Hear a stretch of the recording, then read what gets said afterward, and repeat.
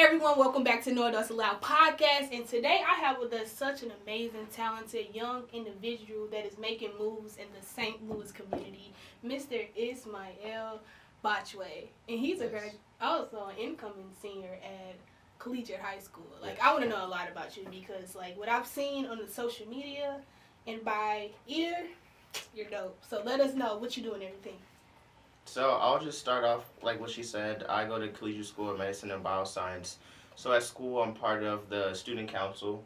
I'm also part of the National Honor Society. I've been honor roll for all 3 years, and then I also do speech and debate.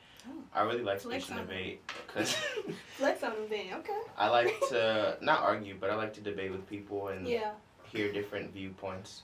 That's dope. I tell people when they're doing speech and debate, it's different because when you're debating, you're speaking facts. You're not really having an opinion, really, but you're really speaking facts.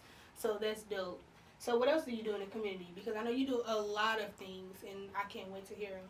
So in the community, I'll start with my community service. So I've done community service with the Urban League. I help with the Sunday school at Methodist Baptist Church. Yeah. So I help with them with there's different churches that I've helped, so sometimes I get confused with all the different names. Yeah. But I helped with some churches with the Sunday school and volunteering. I've also worked with different food drives, clothing drives. So I like doing in-person community service, and then I also do online community service. So I co-founded Community St. Louis. Oh wow. So amazing. How old are you again? 17. 17 years old, y'all. Making moves. How long have you been doing these things? I've been doing these things, I would say, since the pandemic. Once the pandemic hit, I started doing poetry, and I just started, really getting into community service. That's amazing. We just had another a person on the show today, and she was just talking about, her name was Jocelyn Troop, and she was just talking about how COVID enlightened everything, especially in young people, opened up our mindsets, opened up our imaginations to create and make an impact in the community. And what you're doing at such a young age is inspiring. I'm actually 17, but I turn 18 this Sunday, so.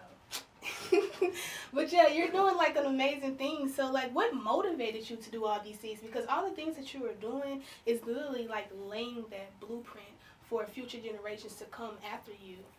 So what inspired you? There's a lot of things that have inspired me. So I was inspired to do poetry during the pandemic. So actually my first poem was called Protest in the Pandemic. So it was about how we were dealing with the pandemic, and also the protests with everything that was happening in the United States. Right. And then also that inspired me to do some art, so I did some artwork with that. And then my community service, after that and doing the poetry, I knew I wanted to make an impact so that I can help as many people as possible. Because in middle school, I wasn't doing that much. I was just just running around just with my friends, and then I just knew I wanted to do something bigger. Yeah, so you said that you went to Collegiate High School. Is that also tied with CVPA? And were you actually there during the day the shooting happened? What was you feel how were you feeling in that midst of that moment? I felt it was really scary. I wouldn't want anyone's child, any person to go through that, because it's really scary. You see it on TV. There's been a shooting, but when you're there, it's crazy. You don't even know what to think. It's a lot going on.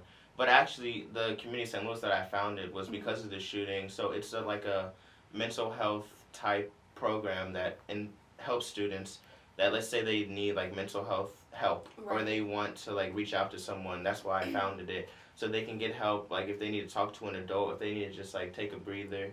Because even the person that did the school shooting, he was saying his mental health was bad. He had no friends in that. So I feel it's important that you catch these signs of people. If they don't have friends, if they're being bullied, they have somewhere to go, or they don't feel they have to go try and kill people because no one cares about them. They need to have some structure. And I'm so big I'm so big on making sure that school is the safest place for a child to go, to make sure that they have resources, the necessities, the support that they need. As you were speaking about mental health services, making sure that we have those social services for the children to reach out to, because a lot of the victims of gun violence and even school violence that we're seeing now, you're a survivor.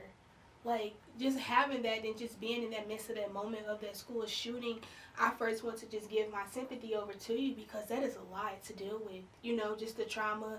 And you stated that you wanted to create something after that, which is so impactful that we need a lot of young children to actually create amazing things that you're creating right now and actually living and telling that story. So that is amazing.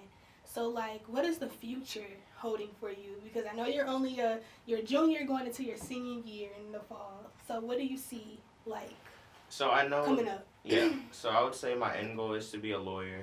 So I know I want to do more corporate real estate. So the main reason I want to be a lawyer is because I want to serve like the underserved communities, make sure they get like the housing they need, the food Right. they need, the health care, the mental health resources they need. And I feel like as a lawyer I can like better advocate for those people. Is there anybody in your family that's a lawyer? Like, So my mom's a lawyer. She's a judge in St. Louis City. mm-hmm. So I've always looked up to her and like what she's done in the community and like growing up going to like all these award dinners like she did this. I was like, how did you do all this? Like it's just like a lot of things that she's done, like being recognized, like she was like recognized by Obama, like all these things. So like every day like I know I want to like reach that potential and have like these recognitions and like just be like a leader just like my mom is in the community or even like an even more influential leader, which I don't know if that's possible, but it is. Anything is possible. yeah. There's no limit to anything that you can do. Anything is possible as long as you're willing to work for it and putting the work in. And like what you were saying right now, and your mother is like your inspiration. That's just big, you know. What was my inspiration was actually just using my voice. Like I'm big on making sure that my voice is heard in my community. Because first I had to make sure that my voice was heard in my own household. Because if you ever heard that saying, I think it was like, preach what you teach or something like that, or teach what you preach, I can't think right now. But literally, like, that was something that I had to do because I couldn't go out in the community and say, use your voice. Parents, listen to your children, and you need to speak to your parents if I wouldn't even do it in my own household. So I literally had to basically practice what I was preaching, you know, and that's what I try to tell, like, a lot of young people that sometimes you have to be comfortable while being uncomfortable and doing the things that you need to do. So, like, you were just, like, so amazing. Because I want to know, what are you doing right now? You got a girlfriend? Like, you're not outside? You're not You're not outside? No. No, you're not outside. No. So, usually what I'm doing. For fun. For fun. So, I write poetry for fun. The main thing I do for fun is, like, I hang out with my friends. Like, okay. I like trying new restaurants. I also like to cook. So I've been cooking since the pandemic. Really? Mm-hmm. What are you cooking? Everything like lamb chops, lobster, pasta. That's how my price budget. I like making like chicken pot pie. I like trying new things. Like today I made like birria tacos and yeah. What school you go to again? Caliche. Dude, what are you? What? I just feel like I've been blessed today with amazing just people. I just like cooking. Like my parents, like I was I think I was gone at a conference for a week, and I came back and there was no food, and I was like, "What happened?" And they were like, "You weren't here." And I was like, "Oh my god." So you got to learn how to cook. So do you be watching like Food Network and stuff? Cause I love Food Network. What do you watch? I watch like Snack vs. Chef. That's a new one. It's a new one. Yeah, I'm like I never heard of that one. Yeah, that one's. I like watching like the cooking shows. I don't really like the Gordon Ramsay shows. I like them, but it's like the Master modern Chef? ones. Mm-hmm. I can't get yelled by him. I'll drop everything and just leave. I just can't. You know, I don't. Mm-hmm. I like the shows like they just give them like. There's even this show they give them like mystery boxes. Oh, Chopped. I think it's like Chopped, but there's a new one on Netflix. I forgot what it's called. But they give them like mystery boxes. Like you have to buy. Like you can get like a cheap box, a save box, and then like an expensive box. Really? I gotta definitely see what that is. There's a lot of really. You know, a fun fact about me: when I was younger, I don't know why my throat. Sorry, y'all. But like when I was younger, I wanted to become a chef.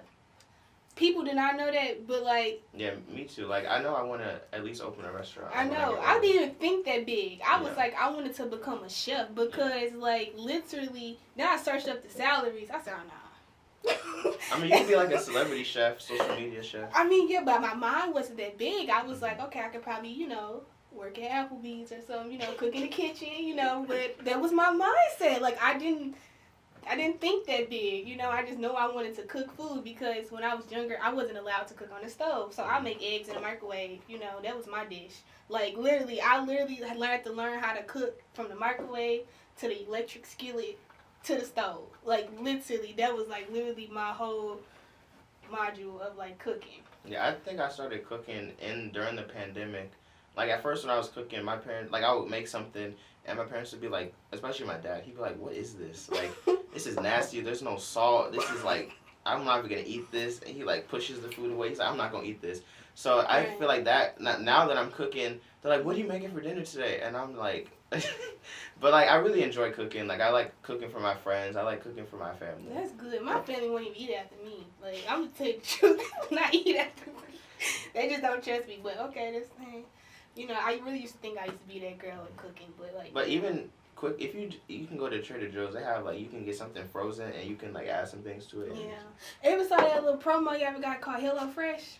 Oh. Now I put it in my cart, and that shipping fee was like, no, like you just told me I can get 12 boxes for free a week, and then I put in a cart, and y'all like, y'all would pay this much? Like, no, I'm not doing that. But like HelloFresh, I think is a definitely great people. HelloFresh, y'all looking, you know, we can definitely cook it up for y'all. So I don't know if y'all listening in, but we got some chefs coming on the show. You know, we definitely think that this is a perfect candidate to be one of you all's people to support. So yeah, so like. Also, I wanted to ask you, if there could be anything in the world that you would be, what would it be? No, wait, I'm going to ask you something different. I'm going to ask you something different. Ask you this one. Okay. If you're on an island, or, and I'm saying desert, by yourself. Desert. Okay. Do I have water? What would 3 things... I need water. If you were on a desert by yourself, and there were 3 things that you needed, what would it be? That you can have, like 3 things, and you're in the desert alone by yourself. What would be the 3 things that you would have? I want to see this because you're coming from a legal mindset, and like I want to see what would be your 3 things that you would have. 3 things. How long am I on this desert for? See, that's that legal mindset. I asked you if there was 3 things. If I just I'm gonna say a year.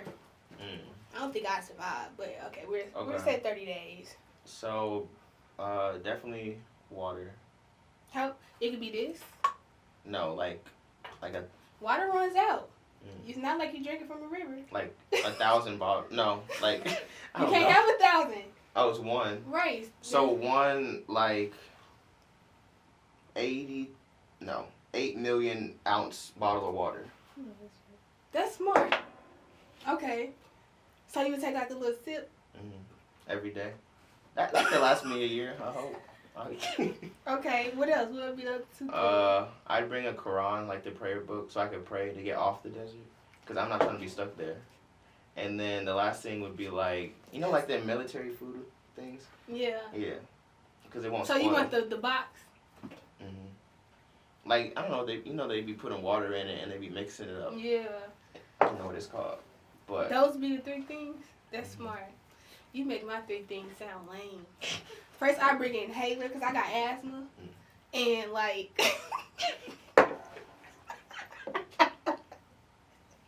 because I can't be around that sand and that dust. Like, you got to think about them dust storms that be happening. Like, them I sand should have said, storms. like an airplane. Wait, why would you bring the Quran?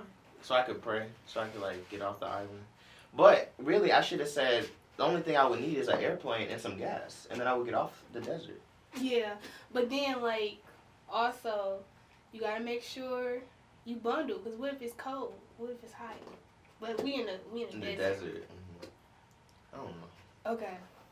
Yeah. So, but if I had to change, I'd say that I'd get an airplane and some gas and get off the desert. Okay, airplane. That's smart. Oh, it's 3 things, and a pilot because I can't fly no airplane. I would crash. You in this mindset is like, wow.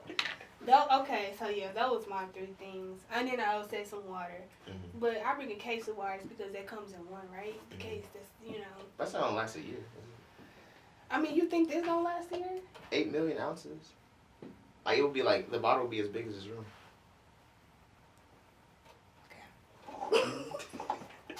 Okay. So, all right. How does like your friends like feel about all the amazing things that you're doing? Like, are they supportive? Are they really like motivating you and everything? They're supportive. They always ask me like, how do you do all this? Cause like all the things I do, they're like, do you sleep? Like they're like sometimes they get confused. Like I'm like, oh, I gotta go here. Like they're like, oh, can we go to like go hang out. I'm like, oh, I gotta go volunteer here, and they're like, huh? Like, what are you talking You're about? like a male version of me. Like, I just feel like a lot of my friends, they kind of like left when I got like to my senior year or in my junior year. Because when I was young, I used to come home and be like, Granny, I have almost 100 friends. I called them all. And then I get my senior year, I'm like, I only got 2 friends. Yeah, after the pandemic, Yeah. I really learned, like, these people are my friends. These people I just go to school with. Mm-hmm. Like some people, like, they reached out, like, how are you doing? Are you okay? And some people I haven't even heard from since like 2019. Yeah, and you know, I lost a lot of my friends because of everything that I was doing. Mm-hmm. Because I was going here, and I used to be there, but I was going here, and they felt like they were going here. Mm-hmm. But at the same time, I felt like I was giving my dreams a chance to where I said I didn't have any other choice but to go here. And you would think that they were going up too, but it's about learning how to work in the middle of chaos and confusion. I knew that I wanted more for myself than just what reality was telling me that I needed.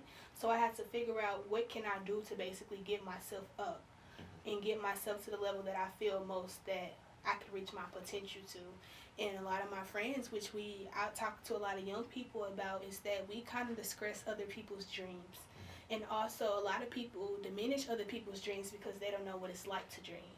And I wanted to make sure that I created something for myself to where it's that, hey, Precious, take the risk. And it's sometimes good to take risks. Take risks by being yourself around people that they feel that. And we live in a world that is based off trends. I'm going to say that just like plain and simple. You know, and I just wanted to make sure that I created something that a lot of people be like, hey, if she can do it, then I can do it, you know, at a young age. So. But I feel like even, like, I've learned, like, even once you, like, reach your potential, then you'll find, like, other, like-minded people. Like, once you get up there, then you'll make new friends. You'll be like, oh, like, I'm volunteering, they're volunteering too. Oh, I'm going to this award dinner, they're going to be there too. Like you're both, like, doing the same type of things, so which might not be, like, the people you go to school with. It could be someone you never even met. Right. So, you'll make, like, those long-term friends. And we could say that, but I feel like in this generation to where it's that when young people are really doing good, they really don't pay attention to that. But when we have rappers who's rapping about, like, guns and sex and killing each other, we admire that. It's kind of scary at the same time because we'd rather listen to that than hear a young person talking about, let's get our lives together, let's go help out in the community, let's go do something. We don't want to hear that. We want to hear the negative side, but we have allowed the negative side to be the positive side. To where it said that's why we're seeing a lot of violence in the community, to where it said we have been desensitized to that. To where it said we have to see what can we do to get back to our roots. Because the things that worked for adults back in the day may not work for us. We are a generation that is more prideful, we're more open, we're more outspoken. You know, I can go on and on, but it's like it's going to take young people to help young people at this point because the adults that are being the decision makers, the things and the old fashions that they have, that won't work for us. So we have to see what can we do to get back to our roots because no one knows us better than we do. So, yeah. Yeah, I just feel like it's also important to get the word out there, especially like leaders. Like there's so many leaders in our community, and most people don't even know that they exist. That part. Because, I mean, the main thing people, I don't know.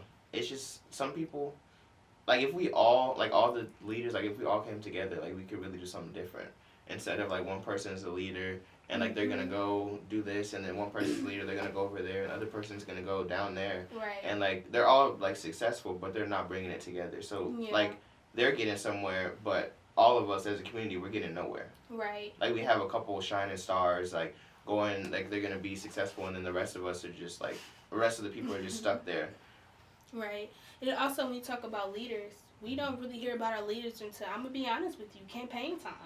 When they're out for the pictures, you know, we need our leaders that is actually out there with the young people that is making the moves and saying, hey, what can I do as being a leader and being that elected official and that pen that could sign that signature or whatever they need to actually enforce this legislation. Going into the schools, not when the media is around, going into the schools occasionally, just popping in. We could start with the superintendent. Does everybody know their superintendent in the school? Does everyone know what this elected official can do or not do? You know, those are the things that we really need to take and tell with our elected officials in our community to come out and advocate for our young people and give them the resources, like you stated earlier, that we needed. you know. So with your organization, you are doing so many things that I feel like you can put that in place, just like you and Jocelyn that we're talking about. Well, I was talking to you all both about we have to be those decision makers and be on those front lines because we need to take over. Like, literally, we have to take over because, and we can because we're smart, we're intellectual, we're gifted, and we're all talented. And I feel like us, especially like in our community, like we have to stick together. Of course. Because if we don't stick together, like there's no one there to like hold us It's together. not. Like It's so, not. like we're the ones who have to do it because there's no like there's no back support system. And like the ones like us, I'm gonna say the leaders, the youth leaders, and the youth activists, they're not everywhere. I'm gonna say that. I'm gonna be honest with you. They're scattered, and it's like you'll probably get one or two in each school. But we are the people that need to come in solidarity. And if people saw the leaders, then there could be more leaders. Right, so when we come in solidarity, we're more powerful than ever because if they see a group of young people actually talking about these things, they're like, ooh, how can I be a part of that? Yeah. You know, so, yeah, like, I just want to let you know that you're doing amazing things. Keep going and keep striving. Like, and what is your dream college? So you want me to pick one? Just what's your dream college? Mine was Howard, but due to affirmative action, Washington University accepted me, which you probably know what affirmative action is and how it got overturned. And if you want to be honest, due to affirmative action, that's how Clarence Thomas even got into Harvard, you know, and he was the one that I believe enforced that overturned of affirmative action with the Supreme Court justice. But like, I don't know why my voice keep going down, Jesus, but like, literally, like, we have to be those leaders in the community that is doing things, so, yeah. I would say my dream, like, schools, like, the top three, I would say, is Washington University, St. Louis University, and then probably Georgetown, which is in D.C. I really like those schools. I've also been looking at Howard. I'm supposed to go tour there one day and, like, see the campus and all that, because I know people at, I think, all of the different schools. Yeah. Amazing law schools, right? You went straight to law school? So, yeah, my undergrad and law school, I don't know if I want it to be the same school, but I'm like looking at undergrad and then law school. I'll just probably figure it out from there. But I was thinking of maybe even if I go somewhere, like coming back and going to SLU for law school, so that's where my mom went. So, and she said she really liked me there, like the people are like willing to help. Okay. So I'm starting a new segment called Anything You Want to Say to Whoever, which I'm going to give you a question. And this is how we wrap up our video, okay? So if there is anything you want to say to a young person that may be out there struggling with mental health issues, what would that be? I would say to just reach out to a trusted adult. And if you don't have a trusted adult, it could be a family member, it could be a friend, just someone that you trust, that you know is going to help you, not just like one of your friends you hang out with, but like someone that you know can make a difference. And then if you can't find anyone like that, there's like resources online. Like, there's Community St. Louis that I co-founded, but there's also organizations out there where you can even have, like, an app. You can text someone and talk to a free counselor. Because not everyone can afford counseling, but they have... Is it 988? I think there's different...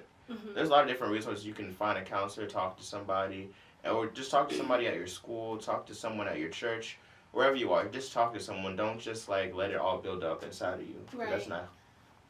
Well, you all heard it best. I thought I was talking too much, you know. I thought I was talking too much. But you all heard it best from Mr. Ismail Botchway. He's so amazing again. Can you drop your social media handle so our people can connect with you? Because I know I can drop. You're a great resource. I have like 4, so go ahead. They're all Instagram. My main one is Ismail Botchway, which is ISMAIL BOTCHWAY. And then Community St. Louis, I'm not sure if it's Community STL or Community St. Louis, but you can look it up. It'll pop up. And then I also have my drumming page, which is Drum Warriors Ensemble, which is West African drumming. And then my chef page, if you guys want to like see some good food, is Chef STL. Fun fact, he made this. Oh, how did I forget? My other page is Bow Ties by Botchway. So this is custom bow ties that I've made. I started in about middle school, 7th grade. So... for a little while. So if you want to shop bow ties, you can go to my website or you can go to my Instagram. So, yeah. I'm going to be like, hell, make it on there. I'm just playing, but yeah, I really do. Thank you so much. Thank you. Thank you all for tuning in. Also, connect with Ismail. He's doing amazing work. Yes. He would definitely connect you with some amazing resources in his organization that he have. Yes. I thank you all for tuning in. You all have an amazing day. Thank you. Bye. Yeah.